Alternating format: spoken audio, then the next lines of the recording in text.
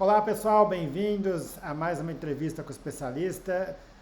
Estamos aqui com o Júlio Fernandes, fisioterapeuta ortopédico esportivo, tem especialização em músculo-esquelética pela Santa Casa de São Paulo, mestrado e doutorado pela Universidade Federal de São Paulo, pela Unifesp, atuou junto à seleção feminina de futebol durante bastante tempo e atualmente atua dentro da Clínica GERF, que é uma das referências de fisioterapia aqui na cidade de São Paulo, né?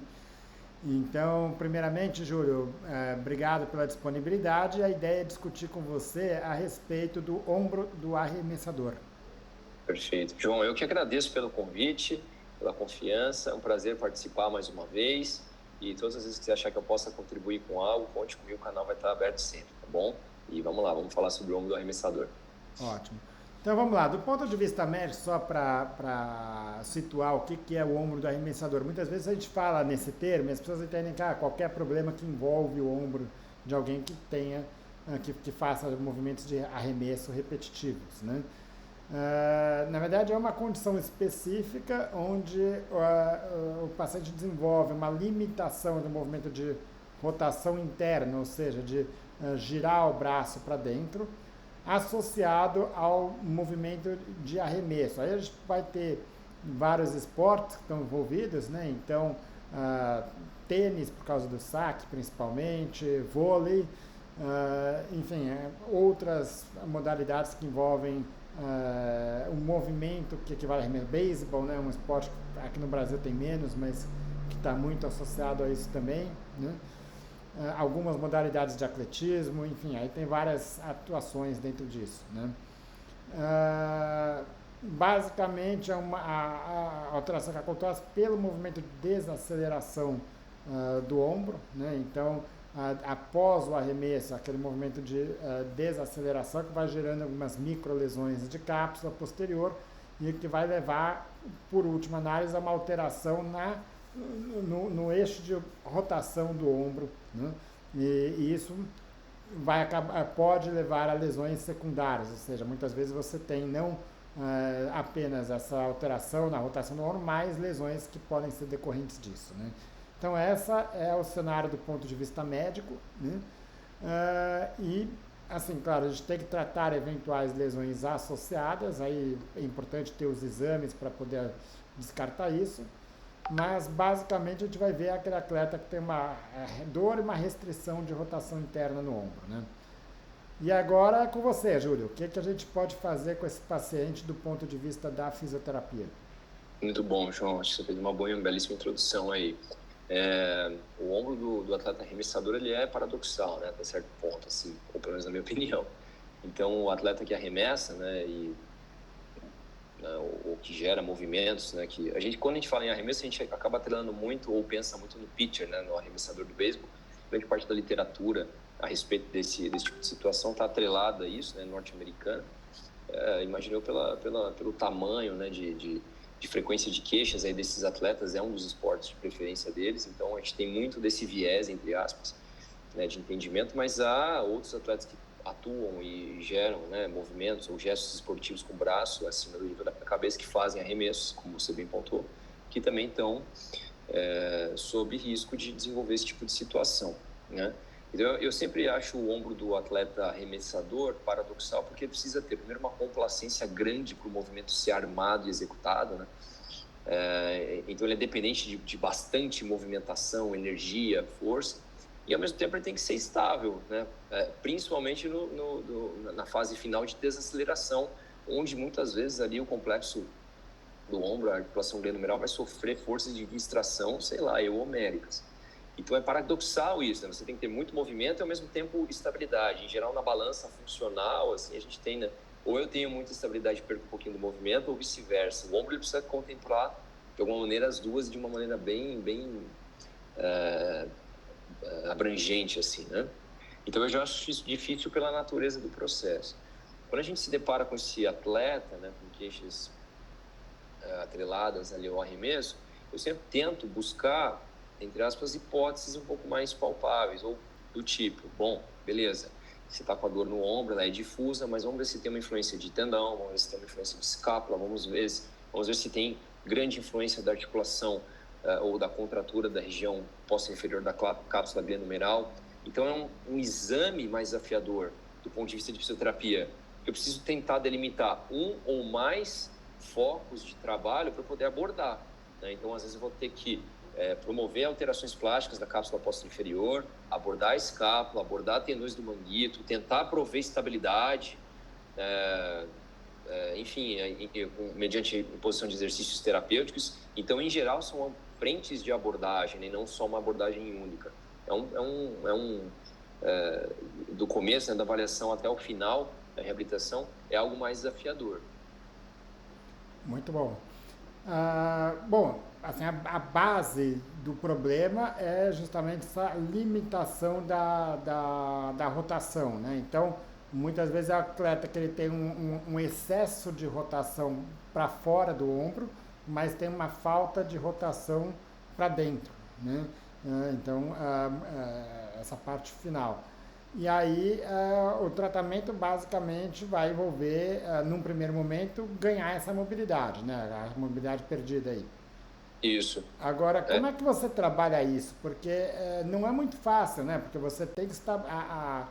você vai querer trabalhar no ombro, muitas vezes você vai acabar gerando movimento em outras áreas compensatórias. Então, como é que você faz para, de fato, estar trabalhando essa cápsula posterior, estabilizar toda a região escapular, o resto das estruturas, né? Legal. Os conceitos, João, na verdade, não é que o paciente ganha a rotação lateral e perde. É como se ele pegasse o delta de movimento dele e deslocasse. Então, o que ele tem é uma alteração, né, de toda a amplitude de movimento mediante a repetição de exposição do gesto esportivo dele. Então, isso é difícil, né? Até porque, às vezes, você pega ali o atleta em atividade ainda, ou seja, ele vai continuar sendo exposto ao que está, né, desbalanceando ali o sistema dele, e muitas vezes ele precisa disso para poder ser bem sucedido no gesto esportivo. Então, do ponto de vista primeiro de interpretação, eu sempre gosto de olhar ou analisar o quanto de restrição de rotação medial esse atleta está apresentando, ou esse sujeito está apresentando, faço uma comparação entre os dois lados, né? E a minha abordagem costuma, quando eu penso especificamente nessa influência do encurtamento do complexo ali posto-inferior da cápsula, do numeral, eu costumo me valer muito do alongamento do dorminhoco, do sleeper stretch, aquele alongamento que o sujeito faz, né, deitado lateralmente, em decúbito lateral, onde de alguma maneira ele já estabiliza a região escapular e aí ele vai promovendo alteração ou deformidade plástica na estrutura, ou seja, um alongamento irritativo, né? E aqui eu queria só abrir um parênteses, porque é muito importante a gente conceituar isso, né? A gente tem dois tipos de alongamento. O elástico, onde eu vou lá, levo a amplitude até o final do movimento disponível e preservo aquilo por um tempo para eu preservar a flexibilidade ali daquele cenário. Ou seja, eu estou só usando o que é disponível, digamos, tá? Quando eu quero deformação plástica, eu tenho que ir além.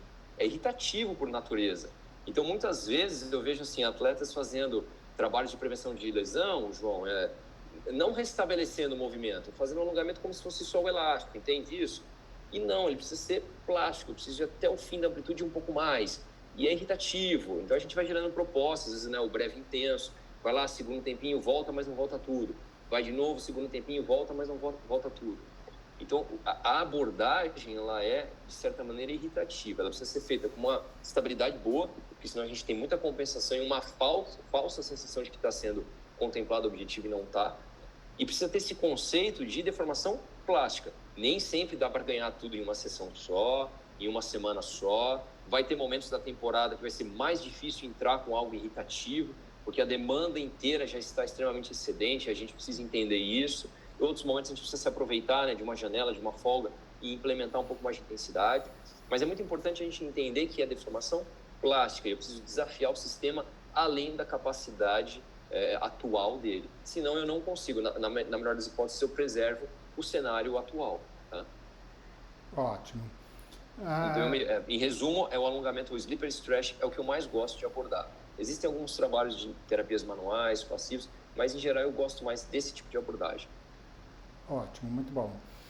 E, bom, fora a questão da rotação, né? A rotação é a base, esse trabalho de alongamento de cápsula posterior é a base do tratamento do ombro do arremessador, né?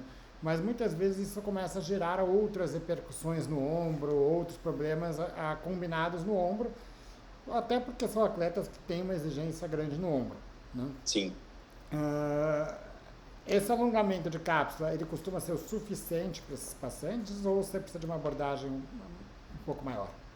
Precisa de uma abordagem maior, né? Então, em geral, esse encurtamento ele pode ser ali a base ou o topo, né, de desenrolar de um fluxo de problemas. Como você bem pontuou no começo, ele também, na minha opinião, interfere um pouco nas relações de comprimento e tensão ou de possibilidade de produção de torque do manguito, porque quando você tem um deslocamento da cabeça do húmero, você muda o eixo rotacional, o manguito pode estar, além da sua ótima relação ou abaixo da sua ótima relação, então você tem possibilidades de produção de força reduzidas. A cápsula pode tracionar a escápula e, por si só, promover movimentos aberrantes. Então, na minha opinião, você precisa de basicamente 3 abordagens. Uma da estrutura, que é a própria cápsula, uma pensando nos estabilizadores do ombro, que seriam os músculos do manguito, e uma terceira pensando na escápula. Às vezes todas, às vezes muito mais uma do que outra, mas na minha opinião, de forma bem básica, essas 3 em geral não fogem muito, João. Ótimo, legal.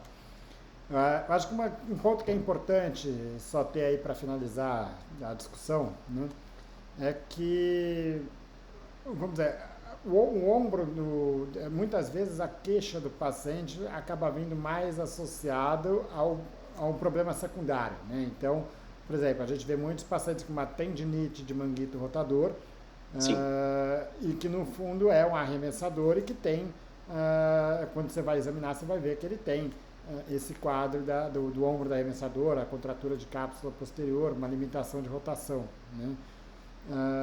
E aí muitas vezes é aquele paciente que vai fazer todo o tratamento da tendinopatia, mas eventualmente fica faltando tratar a base, a causa do problema, né, que está originando aquilo, né? Então, chamar atenção para esses atletas que fazem movimentos de arremesso ou equivalentes para esse tipo de problema, acho que é importante para isso, porque infelizmente a gente vai ver muitos fisioterapeutas que não estão tão habituados com o esporte, talvez, até porque no Brasil, vamos dizer, a gente tem muito menos esportes de arremesso, né? Então, quando você vai para os Estados Unidos, a gente vai ver muito esse tipo de problema e os médicos, fisioterapeutas estão muito habituados a ver isso, né? Aqui no Brasil, talvez muito menos, né? Perfeito. Eu também acho que a nossa casuística é um pouco menor, né? Embora exista, sempre tem, né? Uma prevalência menor, talvez em clínicas e consultórios, mas existe. Isso que você está falando é importante, a gente precisa estar atento a esses sinais todos, né? Então não é só ir lá e alongar e de novo, quando for implementar essa tarefa, se certificar que de fato você está promovendo a deformação plástica. Eu acho, principalmente porque é irritativo, muitas vezes o próprio paciente ou o próprio atleta não se desafia da maneira que deve. E aí a tarefa fica abaixo do esperado, o resultado também não vem, porque você está promovendo algo que não é o mais adequado, né? Então, eu acho importante você se certificar de que, de fato, a proposta está sendo executada com qualidade. Muitas vezes eu faço de lição de casa, mas eu sempre gosto de fazer isso também dentro do departamento médico, ou da clínica, ou do consultório. Eu sempre gosto de dar uma checada e, às vezes, eu faço junto com o paciente, eu fico monitorando, para ele aprender que tem que ser irritativo. Às vezes, sozinho, né, daquela fugida ali da proposta. E, na minha opinião, além disso, há sempre, né, ou em maior ou menor necessidade, mas há uma necessidade de entrar com outros trabalhos, estabilizadores da glenomeral, melhoria ali da situação cinética escapulotorácica, e aí implementar isso dentro das especificidades do sujeito. A minha dor é para arremessar a bola, a minha dor é no saque, então tentar, né, tirar também um pouco o paciente da maca. O corpo só aprende aprendendo e não adianta eu deixar o paciente super forte na maca, super pronto na maca, fazendo exercício com 5 quilos, mas ele ainda não entendeu, não tem a consciência de aplicação disso, né? Então, a gente precisa tirar o sujeito da maca e fazer essas aplicações também, né, dessas valências todas, em situações que vão mimetizar o esporte de maneira controlada, e depois você vai abrindo um pouco mais ali a demanda e a intensidade, né? Legal, Júlio, acho que muito bom. A ideia era um pouco essa mesmo, é chamar um pouco a atenção do problema, da existência desse problema e entender um pouquinho como é que funciona a abordagem para esses atletas, né? Queria te agradecer mais uma vez aí a disponibilidade e espero estar contando com você em outros momentos aqui. João, eu que agradeço mais uma vez pelo convite, foi muito legal bater papo contigo e o canal está aberto sempre. Então, se precisar, pode contar comigo. Obrigado mais uma vez, Júlio. Grande abraço.